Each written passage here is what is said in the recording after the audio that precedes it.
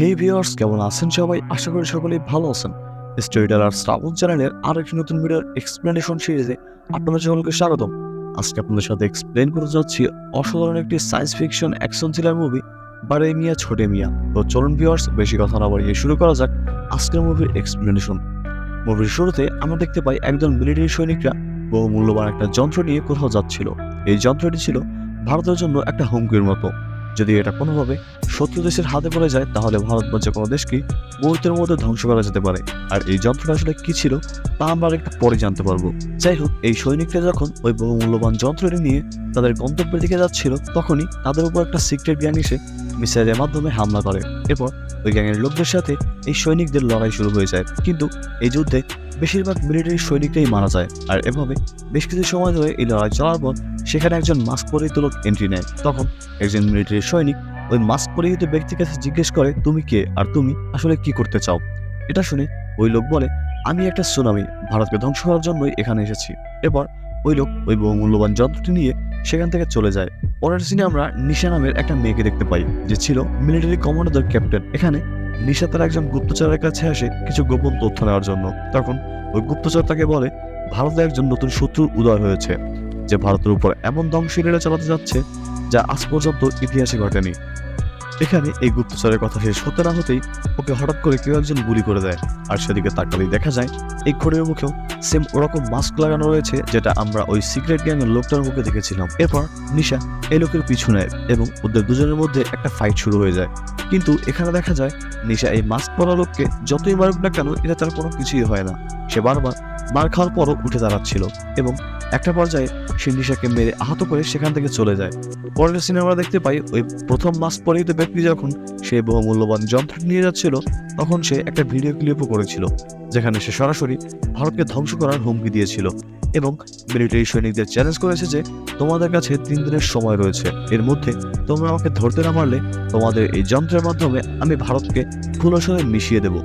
এটা দেখে ইন্ডিয়ান গভর্নমেন্টের অবস্থা একদমই খারাপ হয়ে যায়। তারা ভাবতে লাগে কিভাবে তাদের ওই বহুমূল্যবান যন্ত্রটি আবারও ফিরিয়ে আনবে, কারণ ওই লোকটা একদম সাইকো টাইপ ছিল। সে যে কোনো মুহূর্তে শুধু ইন্ডিয়া নয়, পুরো পৃথিবীটাকেই ধ্বংস করে ফেলতে পারে। এরপর এখানকার সকল মিলিটারি হেড কমান্ডাররা মিলে সিদ্ধান্ত নিয়ে এই সিলারকে আটকানোর কাজ কর্নেল আজাদকে দিয়ে দেয়। যেটা শুনে এই সাইকো কিলারের সাথে লড়াই করার জন্য কর্নেল আজাদের মুখে দুজন সৈনিকের নাম আগে আসে, যারা ছিল রাকেশ এবং ফিরোজ, আর ওদের নিকনেম ছিল ফ্রেডি অ্যান্ড রকি। তখন নিশা কর্নেল আজাদের কাছে এদের পরিচয় জানতে চায়। এরপর কর্নেল আজাদ নিশাকে রকি এবং ফ্রেডির একটা বড় মিশনের ঘটনা ভুলে বলে। আর এরই মাধ্যমে সিন শিফট হয়ে আমাদের 8 বছর আগের ঘটনা দেখানো হয়, যেখানে আফগানিস্তানে কিছু টেররিস্টরা একজন ইন্ডিয়ান কমান্ডো অফিসার এবং তার ফ্যামিলিকে কিডন্যাপ করেছিল। আর তাদের ডিমান্ড ছিল হাজতে বন্দি তাদের একজন টেররিস্ট সাথীর মুক্তি। কিন্তু আজাদ স্যার ওই টেররিস্টকে ছাড়তে রাজি ছিল না। তাই সে রকি এবং ফ্রেডিকে বলে, যেভাবেই হোক তোমাদের দুজনকে ওই হোস্টেজদের ফিরিয়ে আনতে হবে। আর এজন্য তারা একটা সিক্রেট মিশনের প্ল্যান করে। আর আজাদ স্যার এই মিশনের নাম দিয়ে দেয় বারে মিয়া ছোটে মিয়া। এরপর ফ্রেডি আর রকি তাদের এই সিক্রেট মিশনে চলে যায়, যেখানে তারা এক এক করে সকল টেররিস্টদেরকে মেরে লুকিয়ে লুকিয়ে ওই হোস্টেজদের কাছে এসে পৌঁছায়। এরপর তাদের সেখান থেকে নিয়ে পালাতে গেলে ওখানে আরো অনেকগুলো টেররিস্টরা চলে আসে। তখন তাদের উপরে গুলি চালালে সেই আওয়াজ শুনে বাকি টেররিস্টদের সংস্থার সবাই বাইরে চলে আসে। আর এবার ওই টেররিস্টদের সাথে ওদের একটা ভয়ঙ্কর ফাইট শুরু হয়, যার মাধ্যমে ওই টেররিস্টদের আড্ডাখানা সহ আশেপাশের সবকিছুই ধ্বংস হয়ে যায়। এরপর ওরা দুজন মিলে হোস্টেজদের নিয়ে সেখান থেকে পালাতে থাকে এবং অনেক কষ্ট করে তাদের হেলিকপ্টারে উঠে পড়ে। কিন্তু ওই টেররিস্টরা কখনো তাদের পিছু ছাড়ছিল না। তারা দলবল নিয়ে ওদের হেলিকপ্টারের উপর গুলি চালাতে থাকে। তখন ফ্রেডি রকির কাছে জিজ্ঞেস করে, টিগার কোথায় রেখেছিস? যেটা শুনে রকি হন্তদন্ত হয়ে টিগার খুঁজতে লাগে, কিন্তু সেটাও কোথায় খুঁজে পাচ্ছিল না, কারণ ওটাও মনে পড়ে গাড়িতেই রেখে এসেছিল।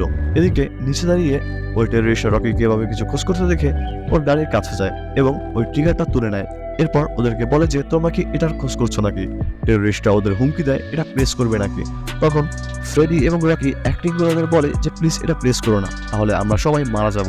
কিন্তু ওই টেররিস্টদের লিডার ওদের কথা কানে না নিয়ে ওই ট্রিগারটা প্রেস করে দেয়। আর সাথে সাথেই ওদের ওখানে একটা বিশাল বড় ধামাকা হয়, যার ফলে সকল টেররিস্টরা সেখানে মারা যায়। আর এভাবে এই ভয়ঙ্কর মিশনটি সাকসেসফুল করার কারণে তারা অনেক প্রশংসিত হয়।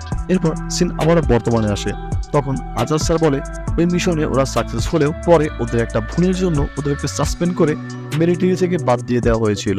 আর সেই ভুলটা কি ছিল তা আমরা একটু পরে জানতে পারবো। এরপর আজাদ স্যার নিশাকে বলে তুমি এটা খোঁজ লাগাও যে এই মুহূর্তে রকি এবং ফ্রেডি কোথায় রয়েছে, আর যেভাবেই হোক ওদের দুজনকে রাজি করে এই মিশনের জন্য এখানে নিয়ে আসো। এরপর নিশা রকির খোঁজে বেরিয়ে যায় এবং জানতে পারে যে রকি বর্তমানে ফায়ার ব্রিগেডে চাকরি করছে। তখন নিশা রকিকে তাদের এই নতুন মিশনের কথা বলে, আর এটা শুনে প্রথমত রকি যেতে রাজি না হলেও একটা পর্যায়ে রাজি হয়ে যায় এবং নিশার সাথে ফ্রেডির খোঁজ করতে লাগে। অন্যদিকে দেখা যায় ফ্রেডি বর্তমানে একটা অয়েল কোম্পানিতে চাকরি করছে। এখানে নিশা এবং রকি এসে ফ্রেডিকে এই মিশনের কথা বললে সে একদমই যেতে রাজি হয় না। রকিকে বলে, ওই দিনের সেই অপমানের পর আমি শপথ নিয়েছি আর কখনোই মিলিটারিতে ফিরবো না। তখন রকি ফ্রেডিকে অনেক বোঝানোর চেষ্টা করে যে দেশকে বাঁচাতে এখন আমাদের মিলিটারিতে যোগ দেওয়াটা খুবই গুরুত্বপূর্ণ, কিন্তু ফ্রেডি তারপরও ওকে না করে দেয়। যার কারণে রকি আর নিশাই এই মিশন কমপ্লিট করার জন্য বেরিয়ে পড়ে এবং ওরা দুজন লন্ডনে চলে আসে, কারণ ওরা গোপন দফে জানতে পেরেছিল ওই যন্ত্রটি বর্তমানে লন্ডনেই রয়েছে। এরপর ওরা প্যাম নামে সেখানকার একজন হ্যাকারের সাথে দেখা করে। তখন প্যাম ওদের দুজনকে তার বাকি টিমমেটদের কাছে নিয়ে যায়, যাদেরকে নিয়ে ওরা এই মিশনটা কমপ্লিট করবে।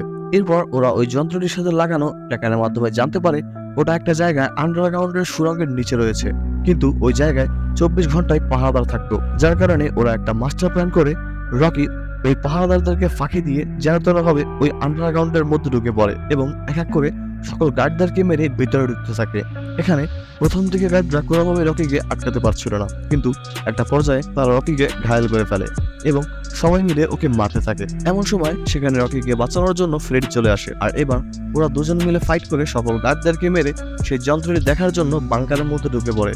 কিন্তু এখানে দেখা যায় ওই মাস্ক পরিহিত ব্যক্তিটি যে বহুমূল্যবান যন্ত্রটি এনেছিল সেটা কোনো মেশিন নয়, বরং এটা একটা মেয়ে ছিল, আর ওর নাম হচ্ছে প্রিয়া, যাকে ফ্রেডি এবং রকি আগে থেকেই চিনত, কারণ প্রিয়া ছিল ফ্রেডির এক্স ওয়াইফ।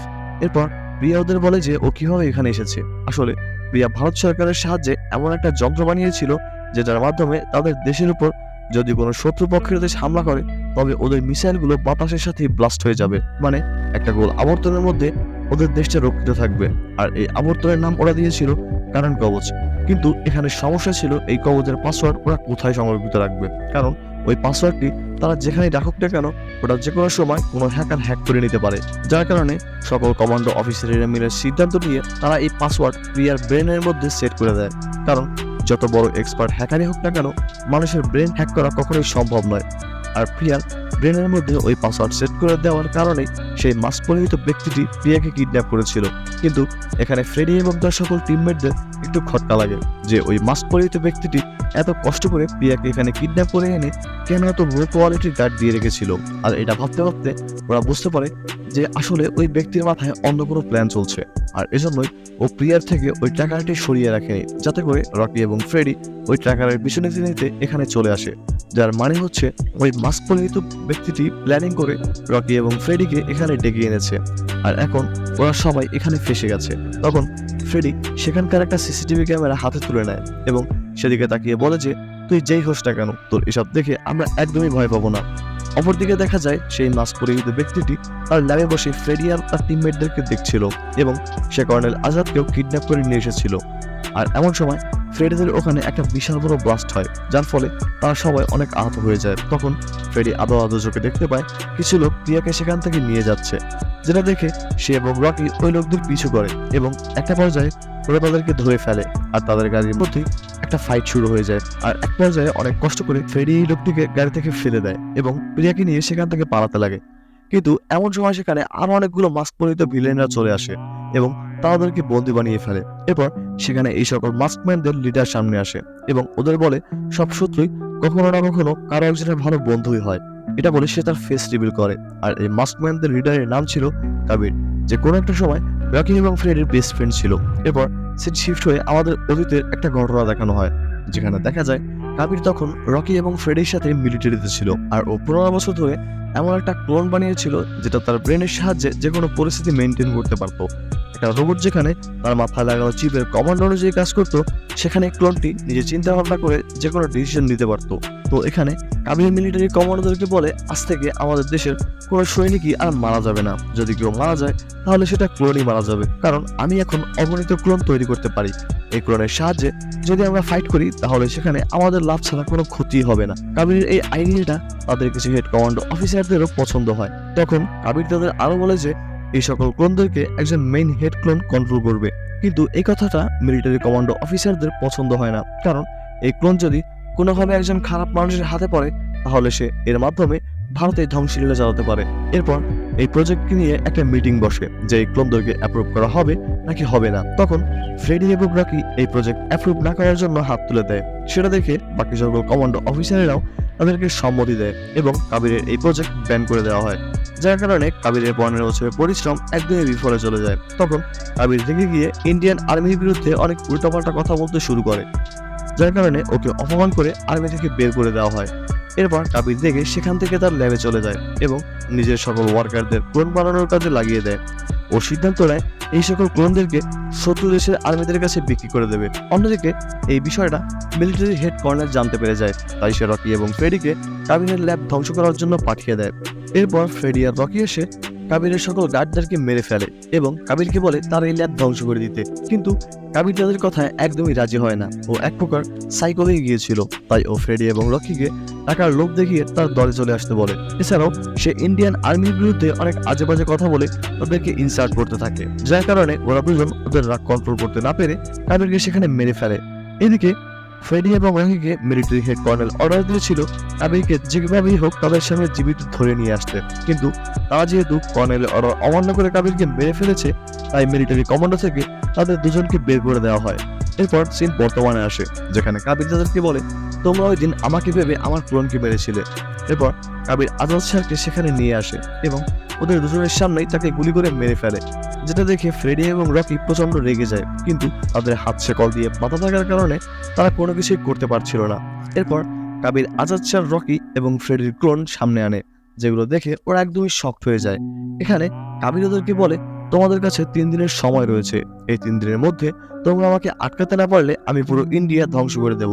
এটা বলে কাবির ওদের এরকম বন্দি করে নিচে আগুন জ্বালিয়ে দিয়ে প্রিয়াকে নিয়ে সেখান থেকে চলে যায়। এরপর ফ্রেডি এবং রকি অনেক কষ্ট করে সেখান থেকে বের হয়ে আসে এবং সকল গার্ডদেরকে মেরে আজাদ শাহের লাশ নিয়ে ইন্ডিয়া চলে আসে। এরপর তাকে শ্রদ্ধাঞ্জলি দিয়ে কাবিরকে শেষ করে দেওয়ার শপথ নেয়, কিন্তু তাদের কাছে শুধুমাত্র আর একদিনই বাকি ছিল কাবিরকে ধরার জন্য। আর এই দিনের মধ্যে যদি ওরা কাবিরকে ধরতে না পারে তাহলে কাবির ভারতের উপর থেকে ওই কারণ কবচ সরিয়ে দিয়ে এই দেশের উপর হামলা করে দেবে, যার ফলে ভারত পুরোপুরিভাবে ধ্বংস হয়ে যেতে পারে। এরপর ফ্রেডি এবং রকি একদমই সময় নষ্ট না করে কর্নেলের পারমিশন নিয়ে কাবিরের আস্তানায় চলে যায় এবং সেখানে একটা মারাত্মক লেভেলের ফাইট শুরু হয়, যেখানে রকি এবং ফ্রেডি মিলে কাবিরের লোকদেরকে মারতে থাকে। এরপর ওদের সামনে ওদের নিজেদের ক্লোনগুলো চলে আসে, যাদের সাথে ওরা একদমই পেরে উঠছিল না। ওই ক্লোনদের যতই মারা হোক না কেন, যে রকমের আঘাত করুক না কেন, তাতে ওদের কোনো কিছুই হচ্ছিল না। ওরা মার খেয়ে পড়ে গিয়েও আবার পুরো এনার্জির সাথে ফিরে আসছিল। তখন রকি এবং ফ্রেডি বুঝতে পারে ওদের সাথে এভাবে লড়াই করে কোনোভাবেই পেরে ওঠা যাবে না, তাই ওরা প্ল্যান করে নিজেদের ক্লোনগুলোকে একটা ট্রান্সমিটারের কাছে নিয়ে যায় এবং সেটা ব্লাস্ট করে ওদেরকে সেখানে শেষ করে দেয়। অন্যদিকে কাবির প্রিয়ার ব্রেন থেকে কারেন্ট কভারের পাসওয়ার্ড নিয়ে ইন্ডিয়ার উপর থাকা প্রোডাকশন অফ করে দেয়। এরপর ও ভারতের উপর বেশ কিছু মিসাইল লঞ্চ করে দেয়। এর মধ্যে রকি এবং ফ্রেডি কাবিরকে আটকানোর জন্য তার কাছে চলে আসে, কিন্তু ততক্ষণ অনেক দেরি হয়ে যায়, কারণ কাবির টেকনোলজির মাধ্যমে নিজেকে অনেক বেশি পাওয়ারফুল করে নিয়েছিল, যার কারণে রকি এবং ফ্রেডি কোনোভাবেই তার সামনে টিকতে পারছিল না। কাবির তাদেরকে খেলনা পুতুলের মতন ছুঁড়ে ছুঁড়ে ফেলে দিচ্ছিল, কিন্তু কাবির যখন আবারও তাদের এবং ইন্ডিয়ান আর্মিদেরকে নিয়ে অপমান করতে শুরু করে, তখন রকি আর ফ্রেডি প্রচন্ড রেগে যায় এবং ওরা ইলেকট্রিসিটির মাধ্যমে কাবিরকে সেখানেই মেরে ফেলে। অন্যদিকে ওই মিসাইলগুলো ভারতের দিকে ধেয়ে আসছিল, আর এখন এগুলোকে আটকাতে হলে তাদের ওই কারণ কবচের পাসওয়ার্ড জেনে সেটা আবারও অ্যাক্টিভ করে দিতে হবে, কিন্তু এই পাসওয়ার্ডটি কাবির একটু আগেই বদলে দিয়েছিল। এদিকে রকি গিয়ে তাড়াহুড়ো করে এই কবচের পাসওয়ার্ড লিখতে থাকে এবং সে দুবারই চান্স মিস করে ফেলে। আর এখন তাদের কাছে শুধুমাত্র একটাই লাস্ট চান্স রয়েছে এই কবচটি অ্যাক্টিভ করার জন্য। তখন প্রিয়া রকিকে বলে কাবিরের ফার্স্ট তৈরি ক্লোনের নাম ছিল একলাভিয়া। এটা শুনে রকি যখন এই নামটা লিখে প্রেস করে, তখন দেখা যায় এটা সত্যি সত্যি কাজ করছে, আর সাথে সাথে ওই কারেন্ট কবচ অ্যাক্টিভ হয়ে যায়, যার কারণে তাদের দিকে ধেয়ে আসা ওই সকল মিসাইলগুলো এই কবচের সাথে ধাক্কা লেগে বাতাসের সাথে মিলিয়ে যায়। আর এভাবেই রকি এবং ফ্রেডি মিলে কোনো মতে এবারের মতো ইন্ডিয়াকে বাঁচিয়ে নেয়। আর এখানে এই অসাধারণ মুভিটির সমাপ্ত ঘটে।